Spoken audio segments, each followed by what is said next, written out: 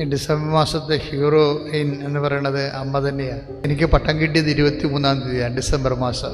അപ്പോൾ ഈ ഡിസംബർ ആകുമ്പോൾ 40 വർഷമാകും. ആൾക്കാരെ ഒക്കെ എൻ്റെ അടുത്ത് വരുമ്പോൾ ഞാൻ പ്രാർത്ഥിക്കുന്നത് 39 കൊല്ലത്തെ പൗരോഹിത്യത്തിൻ്റെ യോഗ്യതയാലെന്ന് പ്രാർത്ഥിക്കും. 25 കൊല്ലം പൗരോഹിത്യം പൂർത്തിയാക്കിയപ്പോൾ ഞാൻ ദൈവത്തിന് നന്ദി പറയണതാണ്.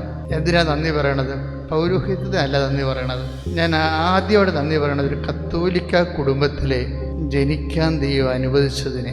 പിന്നെ കത്തോലിക്ക വിശ്വാസത്തെ വളർത്തപ്പെടുക കൂടി ചെയ്യണമെങ്കിൽ അത് ദൈവം നമ്മുടെ പൂർവികരോട് ചെയ്ത സുഹൃതം തന്നെയാണ്. ഇതിൻ്റെ ഏറ്റവും പ്രധാനപ്പെട്ട കാരണങ്ങളെ 1 ദിവ്യകുർബാനയും 2 പരിശുദ്ധ അമ്മയുടെ ടാൻജിബിൾ പ്രസൻസാണ്. ഞാൻ എപ്പോഴും പഠിക്കണ കാലം തൊട്ട് ഇന്ന് വരെ എപ്പോഴും എൻ്റെ മനസ്സിനെ മത്തിപ്പിച്ചിരിക്കുന്നത് ജനങ്ങൾക്ക് എങ്ങനെ ദൈവത്തെ തൊടാൻ പറ്റും, ഹൗ ക്യാൻ ബി ടച്ച്ഡ്.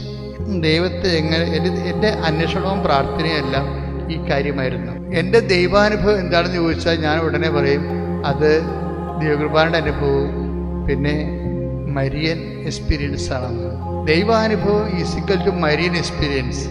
അതിന് കാരണം വെച്ച് കഴിഞ്ഞാൽ ലോകത്തിലുള്ള മനുഷ്യർ ദൈവാനുഭവത്തിന് വേണ്ടി എന്തെല്ലാം ഹിമാലയ സ്ഥലങ്ങളിലൊക്കെ യുഗങ്ങൾ തപസ് ചെയ്യുന്നവരുണ്ട്. പക്ഷെ വെരി സിമ്പിളാണ് ശരിക്കും പറഞ്ഞാൽ. ഞാനൊരു ദിവസം ഇസ്രയേലിൽ പോയി. ഇസ്രയേലിൽ പോയി എൻ്റെ മനസ്സ് മുഴുവൻ ഉണ്ടായിരുന്നത് ഇസ്രയേലിലെ അമ്മ അടുക്കളയിൽ ചപ്പാത്തിയൊക്കെ ചുട്ട് ഈശോയ്ക്ക് കൊടുത്ത സ്ഥലത്ത് പോയിരിക്കണം കുറേ നേരം. എൻ്റെ മനസ്സ് അതാണ് ഉണ്ടായിരുന്നത്. അപ്പം നസ്രത്തിലെ അമ്മ താമസിച്ച വീട്. അപ്പോൾ എൻ്റെ കൂട്ടത്തിലുള്ളവരെല്ലാവരും ഇങ്ങനെ അലഞ്ഞ് നടക്കുമ്പോഴും ഞാൻ അമ്മയുടെ അടുക്കളയിൽ പോയിരിക്കും. അപ്പോൾ നസ്രത്തിലെ ആ ഒരു കുടുംബത്തിൻ്റെ ദൈവത്തിൽ അമ്മയുടെ അടുക്കള, അമ്മ വെച്ച അടുക്കളയും അമ്മ വെള്ളം കോരിയ കിണറും ഒക്കെ അതിമനോഹരമാണ്. ഞാൻ അവിടെ ഒരു 4-5 ജപമാല ചൊല്ലിയിട്ടുണ്ട് അവിടെ ഇരുന്ന്. കാര്യം ഞാൻ ഇതിനാണ് ഇവിടെ വന്നതെന്ന് അമ്മയോട് പറഞ്ഞു. അമ്മയുടെ ഈ അടുക്കള കാണാൻ വേണ്ടിയാണ്. ഞാൻ അതിന് ശേഷം ആ ദിവസങ്ങളിലെല്ലാം 10 ദിവസം അവിടെ ഉണ്ടായിരുന്നു. ഈ 10 ദിവസങ്ങളെല്ലാം ജപമാല കയ്യിൽ നിന്ന് മാറാതെ രാവിലെ എഴുന്നേൽക്കുന്നത് മുതൽ രാത്രി വരെ ഇങ്ങനെ ജപമാല ചൊല്ലിക്കൊണ്ടിരിക്കും. ഒരു കറുത്ത ജപമാലയായി ഓർക്കട്ടെ, ജപമാല ചൊല്ലിക്കൊണ്ടിരിക്കുക.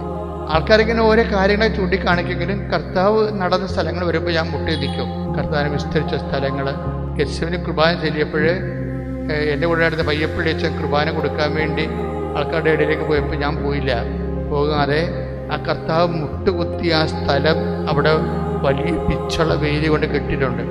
ഞാൻ അതിൻ്റെ അകത്ത് കയറി കർത്താവ് മുട്ടുകുത്തിയ ആ സ്ഥലത്ത് മുട്ടുകുത്തി.